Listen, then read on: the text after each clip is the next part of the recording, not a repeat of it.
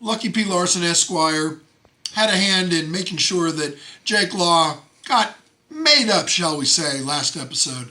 So this time, Lucky P. Larson, Esquire, and LT Falk tried to help Jake out with a little fashion tip. So we tried to give the hillbilly hick a little class. Try to get him to wear something a little more befitting his personality. Check this out. LT Falk versus Jake Law starting things Well, you know off this what? week. What they did to Jake last week, it's a great chance for revenge. Well, Lucky P back out here already after he just moments ago volunteered his services to Christian James and the NSCW crew, I guess. I don't know how much help I'm going to be to you today because I tell you, obviously I've got some distractions going on. Well, I think we all do this week, Bert. This is going to be a very interesting hour, but please bear with us, fans. Sure, the in-ring action will not disappoint as Jake Law pulls out that tube of lipstick pointing at LT Falk saying, "You think this looked good on me?" and tries a turnbuckle on the face of LT Falk in his favor.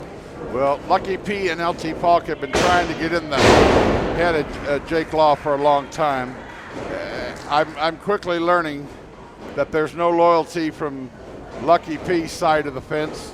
Why he would go with a cutthroat like Christian James. And Christian James, he owns a couple of very good businesses. I'm sure he's got a lot more money than I do, but I believe that I have the truth on my side. Well, and I hope that shakes out to be true, Bert. And obviously, contract law is one of those things that can get very complicated. A good attorney is the best thing you could possibly have. And just like in this situation, we saw LT Falk side with Christian James moments ago. But all the matches this week, promoter Tom Simon already had these guys contractually obligated to appear.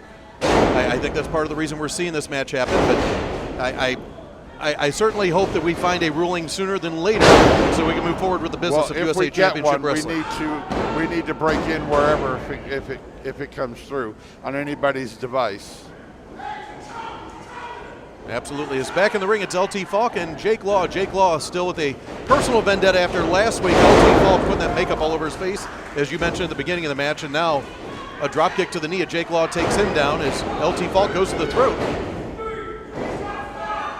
Trying to choke out Jake Law. Referee Hunter White right on top of it, making sure LT Falk breaks before disqualification. Now backed into the corner, LT Falk tying up Jake Law. Just throws him out of the corner, 3/4 away across the ring. And distracting the referee. There goes Lucky Pierre. Real sickening. Jake has to wrestle two guys. Well, Lucky's the size of three guys, so four guys every time he comes out in a match. Folks, what I can tell you from what I understand, as things are very, very much up in the air, as Bert's been talking about, is that Thursday night show, August 3rd, at Oman Arena is going to happen one way or the other, I'm told. It's going to happen, but whether it's under the auspices of USA Championship Wrestling or New South Championship Wrestling remains to be seen. Hopefully we'll have an answer by then. And of course, all tickets, if you've already gotten your tickets, those will be honored that evening. Well, absolutely. I mean, we're going to have a heck of a show. LT Falk and Jake Law continuing to go at it here in their opening match this week. And boy, I apologize. My brain just feels like it's scrambled after the past 7 days and what started the top of this hour. So, Christian James, I'm just trying to get this all straight, man, claims that him and Tom Simon met in a club, a bar or something? That's the story I'm understanding. Again, I make calls all week. And it looks like his signature, I give him that. But even if Tom was inebriated, that signature wouldn't be legal, would it? Or do you know the laws? Well, a very basic understanding, I believe that falls under the rules of duress, which means it would not hold up in court. But I don't know that for certain. And again, I didn't know this was even a legal issue until you just started to explain that at the top of this hour. For the past 7 days, I've been in the dark. I'm processing it just as quick as the fans. This is coming to me all brand new right here in this hour. Well, we obviously had to go to the court to settle this because they're just going to have to give the answer. Oh, and I understand you're doing what you have to do to protect USA Championship Wrestling, and I certainly hope this all works out in your favor. But with a pardon my language, shyster like a Lucky P, who knows? And Christian James, who knows what other lawyers he's got involved with this?